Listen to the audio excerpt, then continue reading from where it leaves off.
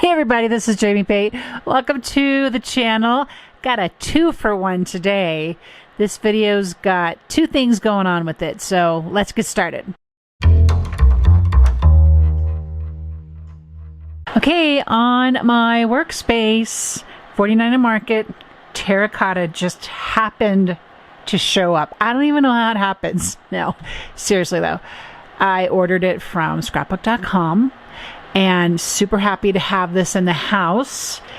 I believe this is going to be very highlighted in my November makes. But I wanted to go ahead. I mean, we are talking, this is the last Friday, the last full weekend of the month, people.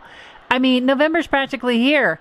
I got a lot of ideas for November, so I'm super eager to get to it. But I thought it would only be fair to talk about Terracotta for a moment and share my little haul with you. It's kind of a little one, maybe, sort of, kind of. Well, you be the judge.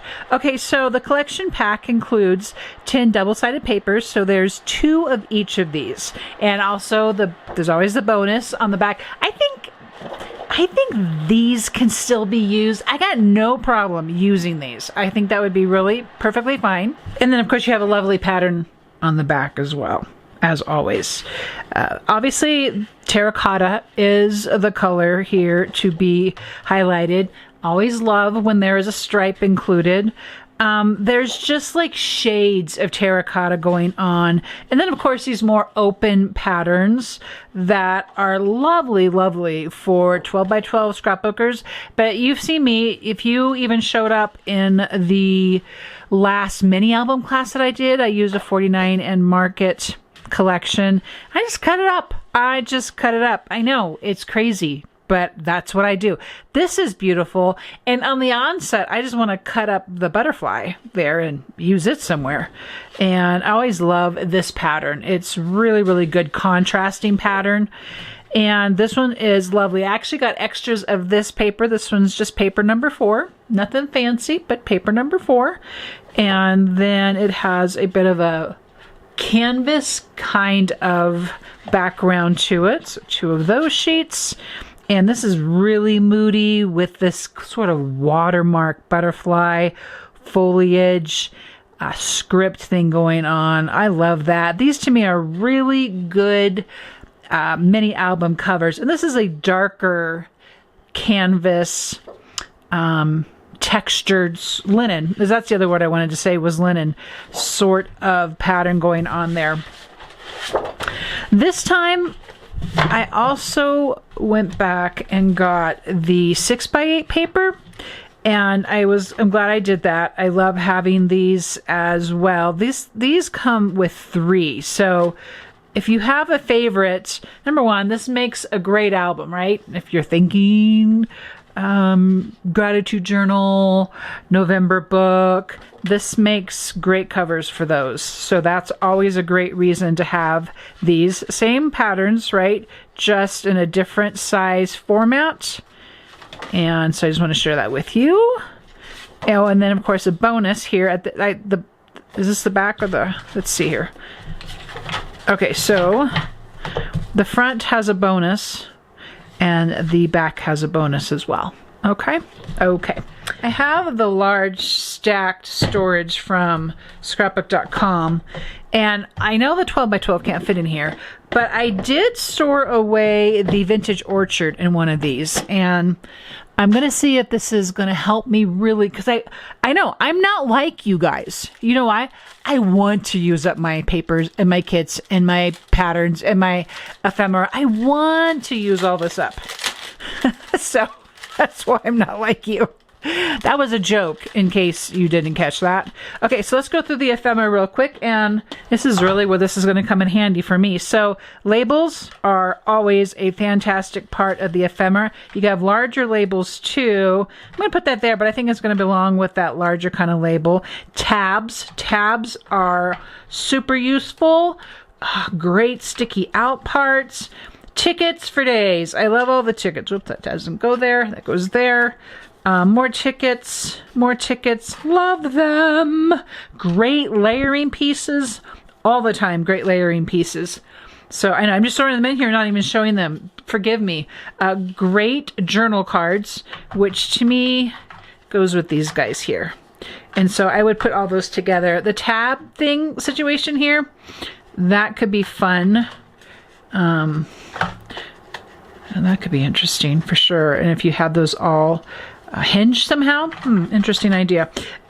More tickets, postcards. Love the postcards. Always lovely. They make great bases for layering. They make great little mini pages inside of a mini album as well. So labels. So this might not fit. I'm going to put that with a 6x8 paper actually. Long ticket there. I would probably never use it that long. I'd probably break that up. And this is almost like its own 6x8 piece of paper here. Did you hear me put that in there? Because I did. More labels. See, these labels, I'm always looking for those. So some of my thinking here includes, as I break down a collection and I've decided, you know, I'm probably not going to use it in its congruent togetherness. So then I'm going to want to put all of these together. Or you have seen my Ephemera Catalog. I think that's the other thing too, is I'm going to be using these guys up for a little bit and really focusing. Oh, this is paper. This is not cardstock. Interesting. That's like a postage, but we're going to put it with the tickets. And so as my pieces get broken down, then I'm going to start moving to the Ephemera Catalog. And then maybe even, I might even start, we'll see. Because I've noticed, and this is why I encourage you guys as well, those of you who followed and been around on the channel for a little while, I've been watching how I go about the usage of these collections. And after I've kind of broken through a kit, I call it a kit, but I mean a collection, I realize then I start to look for pieces. I look for labels almost all the time. I call these labels. These are labels. I think I'll put these together. I look for tickets. I look for those individually. I'll look for tabs. I'll look for words sometimes. There's not many words in this particular collection. This collection's a little different because of it being a color swatch instead of, I don't know what the terminology they use for it, they being 49 and Market. I'm not sure. This is really pretty. Just really pretty. Ladies' Book of Flowers and Poetry, to which are added a botanical. It's really pretty. I love that. And I love that the backer of the packaging is also usable for paper pattern. So I'm just kind of changing things up a little bit and about my approach. We all do this. We take the time and the effort to collect these collections, to pull them together. And I, for one, just really want to make sure I'm using the stuff and making really good usage of it. Now, I went ahead and picked up the frame set. Lots of sizes. So you have squares, you have a lot of triangles. They're all slightly different, but that's a good size. And I have several ideas for these already. And I'm trying to think, I did use a frame. Yes, I do remember now. I did use a frame in an album for all season. Kind of big, right? I'll go ahead and pop them with this part of the box here. And probably even, let's see, what do we think about this? That's what we think about that. Oh, I love that. Okay, moving on. All right, the other thing I wanted to talk about were the Terracotta acetate assortment. Now, I still have another one of these, but I have another idea for this one. So we're going to set that aside for now. We have this one in pretty good shape. I'm really I can't wait to make, which is part 2 to this today. If I can ever get this part done, we're going to make a little thing.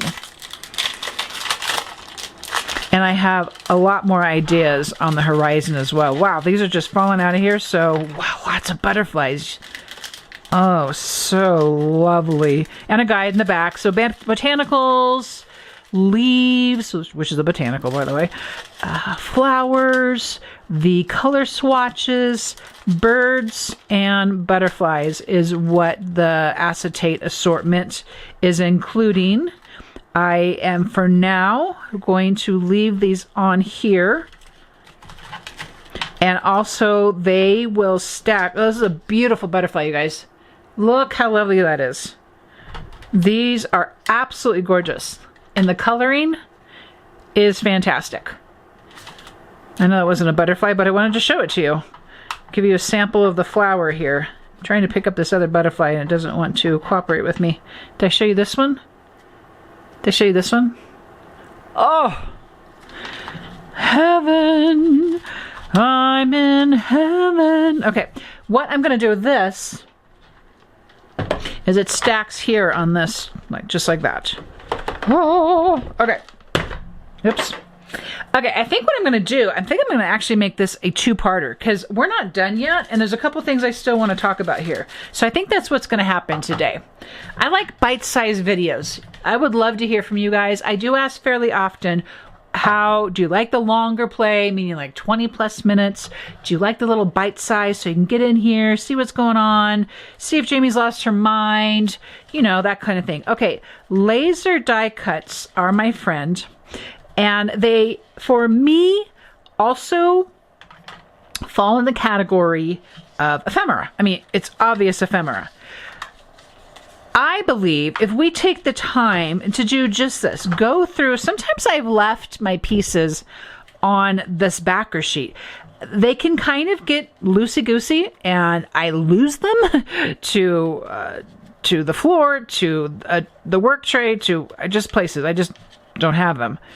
And this is part of the motivation behind how else can we go about the initial onset of the collection. Not long term. This would not necessarily be long term storage for me. This would be something more short term. Something that I am going to, like I said, I am determined, I'm inspired to really focus on this for my makes for November. I have many things in my brain. And I'm actually not even going to take all these pieces out. I will tell you, more than likely, I won't use buttons or these particular hearts. But we'll see, right? This is a bit of a test. I'm here for the test. I'm here for this postage. Oh my, I love that. I'm not saying that what I'm purporting here is perfect. Oh, look at this postage frame. This is loveliness. I'm having trouble getting it. Usually with these laser cuts, they just literally fall apart. Can you see that? That's a really lovely piece right there. Okay, come back to part 2. I think we're going to utilize that one. Love tabs. I can also see as I get to using these, as I get to kind of breaking down, there's several of these postage frames, y'all. We love that. I can see then wanting to really marry the ephemera with the laser cut. And I can do it right now too. I don't want to yet. Again, not a permanent storage solution, but gosh, a lovely way to be able to go through each of these pieces and give them a really good look-see. Even this journal piece here. It's super simple. Oh, it's just a canvas waiting for all the cluster love. Can I get an amen on this? Love it, love it, love it, love it. So the question is, why would I want the ephemera and the laser cut? So far, we have several differences. I didn't get any words with the ephemera. This is just talking about the terracotta. This isn't how all the collections work. I will pull those out, just not yet.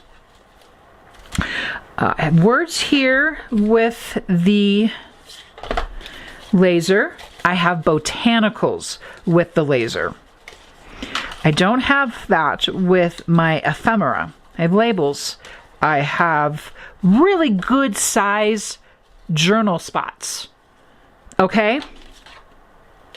And I am going to need to go ahead and use this. See, I'm on the brink here.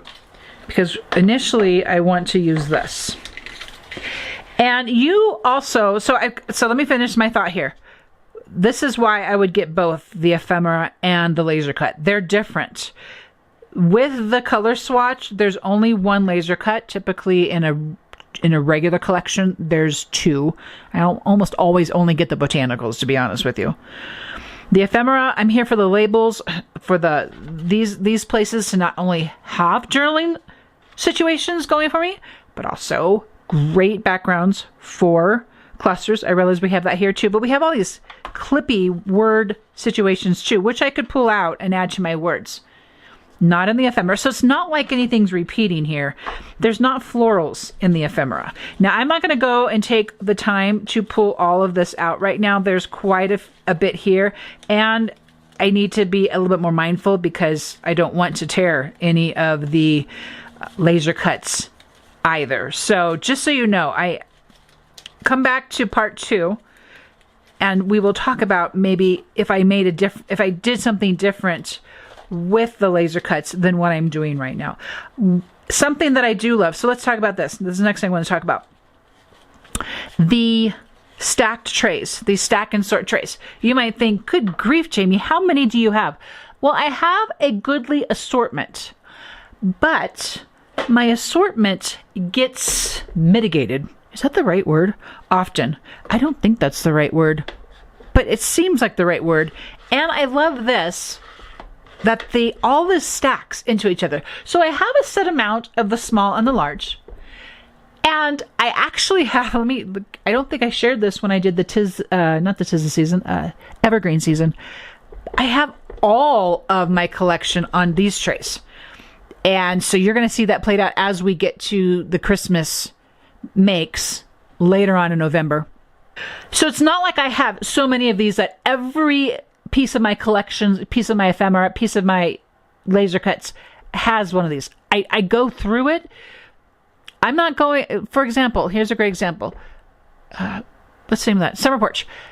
So here's a great example. Summer Porch, 49 Market. We did several makes in the summer with that collection. I'm not using that right now because I'm not doing summer makes right now. So I package everything up and I get it into not long-term storage, but it's stored away. It's easy to access, but it's not at my fingertips. It's not fingertip storage, if that makes sense.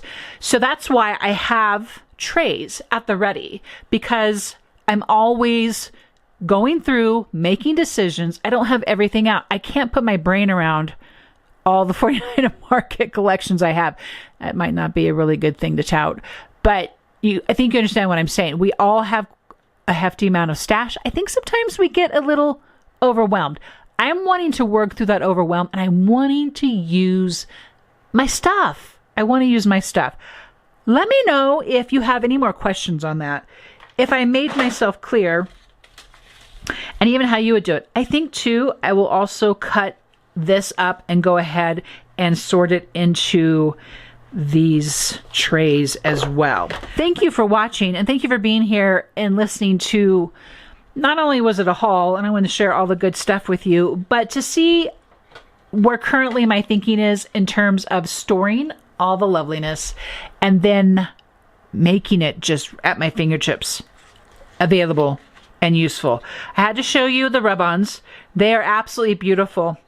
I thought I got two of these, but I must not have. I could have. These are just so gorgeous. I could have easily picked up 2 of these. I might have to drop another cart and drop these in there. Lots of words. I love when we have the words. Amazing Grace. Oh, that's so awesome. All right, so let's wrap this up today by me sharing with you. This is part 1, because I just wanted to share this haul, and I wanted to share some storage ideas with the haul. Number 2, come back to part 2. We're going to make a couple of things with this. I think I have a couple of ideas. And then I have an announcement to make in that second video. So I will see you in that next video next time.